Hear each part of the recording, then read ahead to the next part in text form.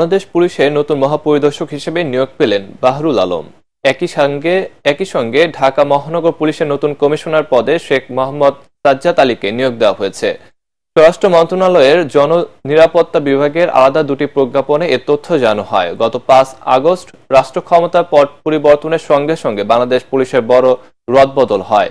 6 August পুলিশের নতুন মহাপরিদর্শক হিসেবে নিয়োগ পান মইনুল ইসলাম। তবে তার নিয়োগের 3.5 মাসের মাথায় তাকে আইজিপি পদ থেকে সরিয়ে দেওয়া হলো। বাহরুল আলমকে 2 বছর মেয়াদে বাংলাদেশ পুলিশ মহাপরিদর্শক পদে চুক্তিভিত্তিক নিয়োগ দেওয়া হয়েছে। অন্যদিকে 7 আগস্ট ডিএমপির নতুন কমিশনার হিসেবে পুলিশের মহাপরিদর্শক মইনুল হাসানকে নিয়োগ দেওয়া হয়েছিল। তাকেও এ পদ থেকে সরিয়ে নতুন ডিএমপি কমিশনার হিসেবে শেখ মোহাম্মদ সাজ্জাদ আলীকে 2 বছর চুক্তিভিত্তিক দায়িত্ব দেওয়া হয়েছে। সশস্ত্র বাহিনী দিবসের সংবর্ধনা অনুষ্ঠানে যোগ দিতে আজ সেনাকুঞ্জে যাবেন BNP chairperson Begum Khaleda Zia. ATN বাংলাকে এ তথ্য নিশ্চিত করেছেন বেগম জিয়ার ব্যক্তিগত সচিব এবিএম আব্দুস সাত্তার। বৃহস্পতিবার বিকেল 3টায় গুলশানের বাসভবন ফিরোজা থেকে সেনাকুঞ্জের উদ্দেশ্যে রওনা হবেন সাবেক প্রধানমন্ত্রী। 2 দিন আগে সেনাবাহিনীর ঊর্ধ্বতন 2 কর্মকর্তা গুলশানের বাসায় গিয়ে বেগম জিয়ার সাথে দেখা করে সশস্ত্র বাহিনী দিবসের সংবর্ধনা অনুষ্ঠানে যোগ দেওয়ার আমন্ত্রণ জানান। বিএনপির ভারপ্রাপ্ত চেয়ারম্যান তারেক রহমান, মহাসচিব মির্জা ফখরুল ইসলাম আলমগীর সহ দলের সিনিয়র 26 নেতাকেও অনুষ্ঠানে আমন্ত্রণ জানানো হয়েছে। 1.5 দশক আগে সবশেষ সেনাকুঞ্জে অনুষ্ঠানে অংশ নিয়েছিলেন বেগম খালেদা জিয়া। ওয়ালটন টেলিভিশন মাত্র 25,490 টাকায় পাচ্ছেন গুগল টিভি।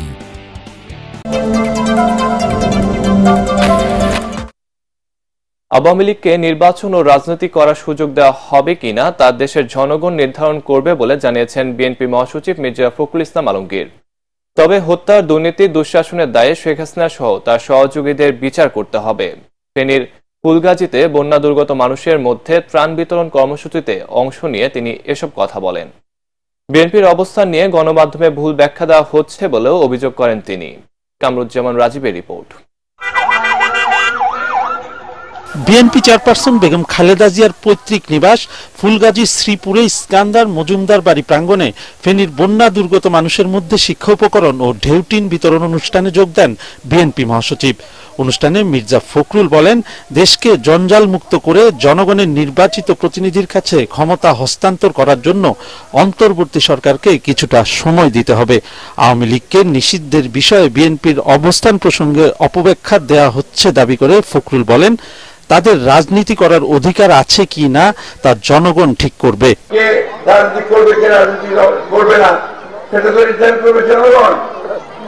আমি একটা রাজনৈতিক দল হিসেবে তো সেই নির্ধারণ করতে পারি না। সুতরাং এখানে কোন ভুল বুঝাবুঝির অবকাশ নাই।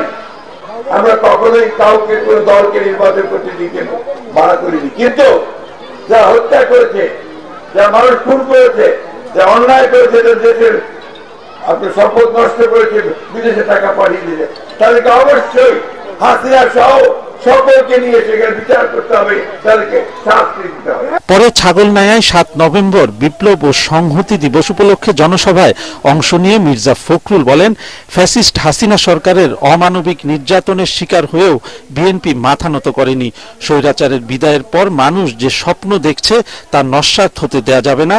দ্রুত নির্বাচন কেন্দ্রিক সংস্কার করে অন্তর্বর্তী সরকারকে নির্বাচন দেওয়ার দাবি জানান তিনি। 3 মাস পর হয়ে গেল, এই সরকারের কাছে আশা করেছিলাম তারা আমাদেরকে পথ দেখাবেন, একটা রোড ম্যাপ আমরা বারবার চেয়েছি।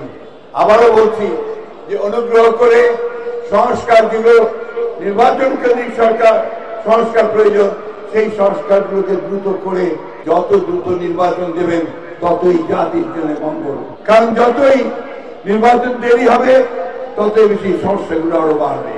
অন্যদিকে কুড়িগ্রামের উলিপুর উপজেলা বিএনপি আয়োজিত জনসভায় বিএনপির স্থায়ী কমিটির সদস্য আমির খসরু মাহমুদ চৌধুরী বলেন, অন্তর্বর্তী সরকারকে মানুষের প্রত্যাশা পূরণে কাজ করতে হবে।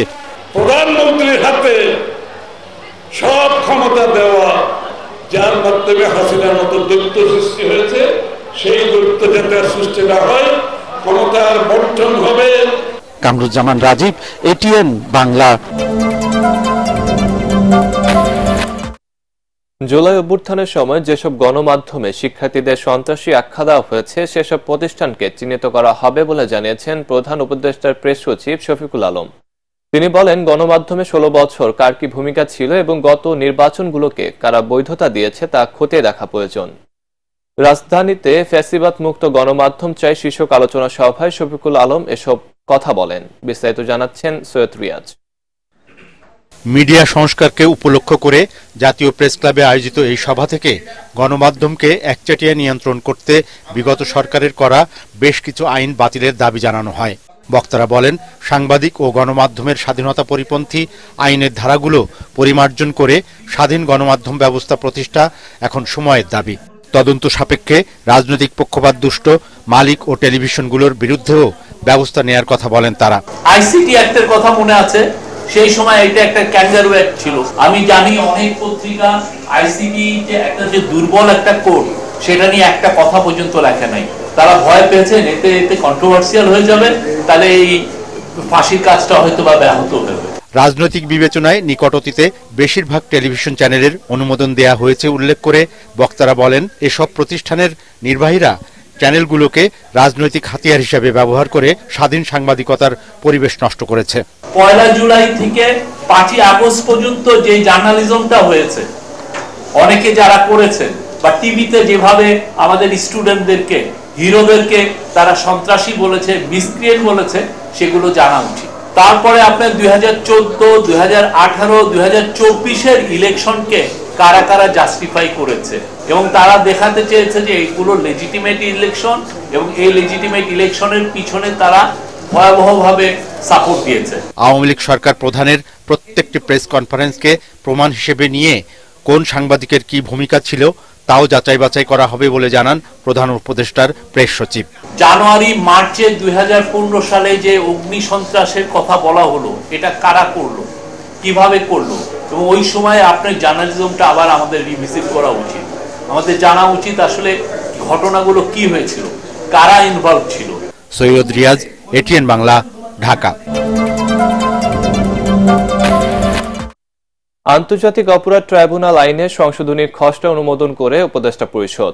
সচিবালয়ে উপদেষ্টা পরিষদের বৈঠকে অনুমোদন দেওয়া হয়। এদিন বিদ্যুৎ ও জ্বালানি দ্রুত সরবরাহ আইন বাতিলের প্রস্তাব নীতিগতভাবে অনুমোদন দিয়েছে উপদেষ্টা পরিষদ।